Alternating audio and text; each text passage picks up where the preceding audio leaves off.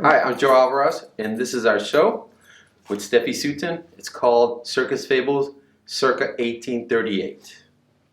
So the way that this happened is I have been an admirer of Joe Alvarez's art since he got here. He now currently has this great place up tucked under the mountains of Goat Mountain up there in Landers, and I currently am in Pioneer Town.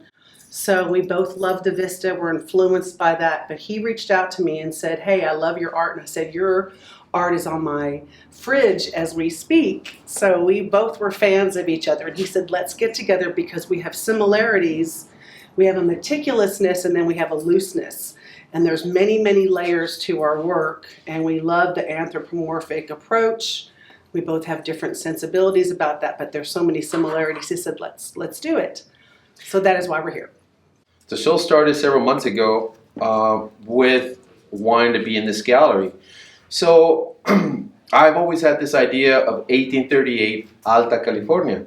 So during that time, it was between two worlds. It was not Mexico or not the U.S. California wasn't a state yet. It was still considered Alta California, property of Mexico. So I had this idea of a roaming troupe of carnies going up and down this California circuit, and they were all carnival performers. So I pitched the idea to Steffi, and she loved it, and this is the result. That's where the dreamland began, because Joe had a vision. And it included some actual facts, like there was a moored Spanish galleon up in Salton Sea. So all this stuff comes into play with his amazing mad scientist brain, where he pulls in mermaids and he pulls in the carnivals and the traveling troops, and he created this whole vision fantasy story that does have some truth to it. So this painting is called Bastard's Menagerie. This is the way I imagine manifest destiny coming into California, Alta California. So the unicorn is manifest destiny along with organized religion, and then this is, the patriotic big gun ho. So what the Spaniards brought were toros, and they made the toros fight the grizzly bears or the brown bears. So they would make these duels between the toros, the bulls, and the bears. So I made them here as gladiator warriors. So the toro here, he's dressed as a gladiator, and the bear as a matador, and he's called El Gran Matador de Toros, the grand killer of bulls. And the bull, his name is Heriberto.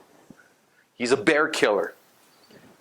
And then he had his main woman here. She's a bobcat, and she's a feline.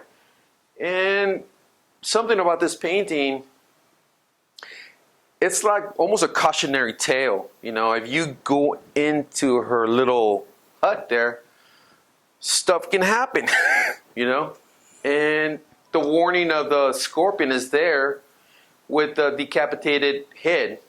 This is a jackrabbit, and her name is Rosalinda. She's a hawker, and also she's a lover, So she's bringing people into the carnival or into this traveling carny troupe. And she's out there just hustling and bringing everybody in, bringing in people into this troupe that they're going to be performing for. So that's her job.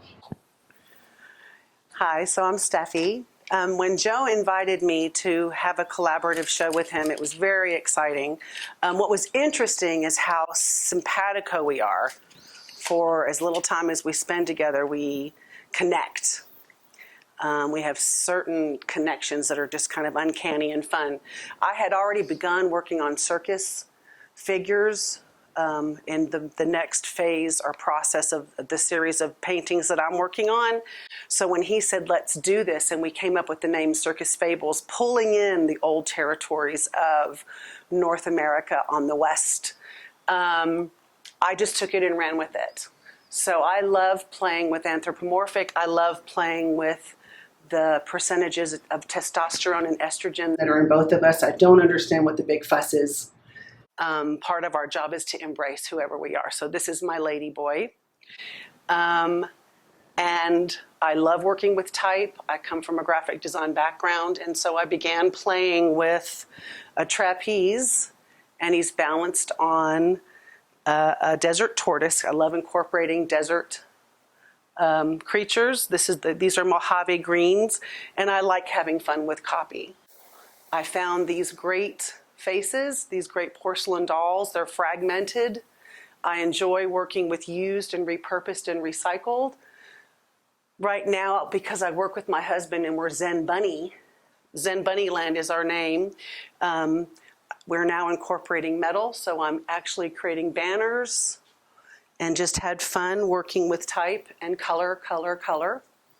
And these are all the backs of frames. So if you take one, for example, and you turn it around, that's the front of a frame. But because I burn, I'm a pyrographer, I'm the only one up here that I know right now.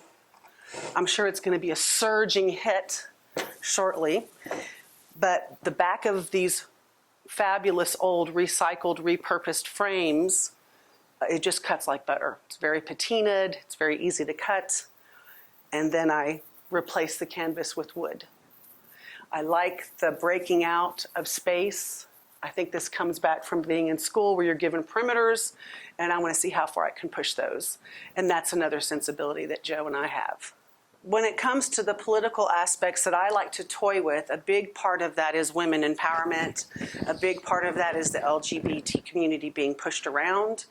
I'm fascinated with human beings and their self-consciousness, and animals don't have that. They just have a complete sense of self. So I love to, and that's how I began incorporating creatures into different environments, costumes, time frames, etc.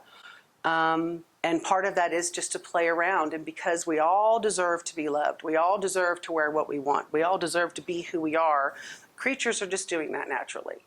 So that fascinates me.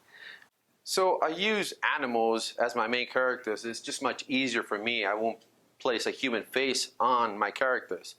So I use a lot of animals, but as you can see, these faces are not animals. I took the faces, or I used the samples of Punch and Judy. Both of the faces are from Punch, or my made-up Punch. I use a lot of animals. It's just easier for people to look at, instead of actually using political figures, present political figures, or past political figures. It's just much easier and fun, super fun. As far as the way that I approach the concepts that he touches on, he loves history, he loves going down that rabbit hole. I enjoy figuring out what that means now and today.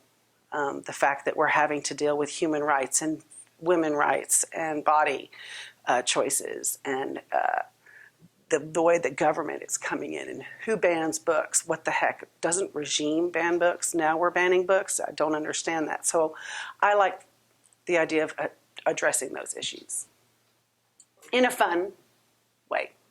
It was a great experience to be collaborating with Steffi Sutton. If you want to see more artwork, you can check my Instagram, Joe Alvarez Art. And I do also have a little store in Yucca Valley. It's called Go Mountain. So go to Steffi Sutton Art on Instagram. We're also zenbunnyland.com, and I had a blast with this kid, and I'm tickled pink that we got to work together. Can't wait to do it again. Great collaboration.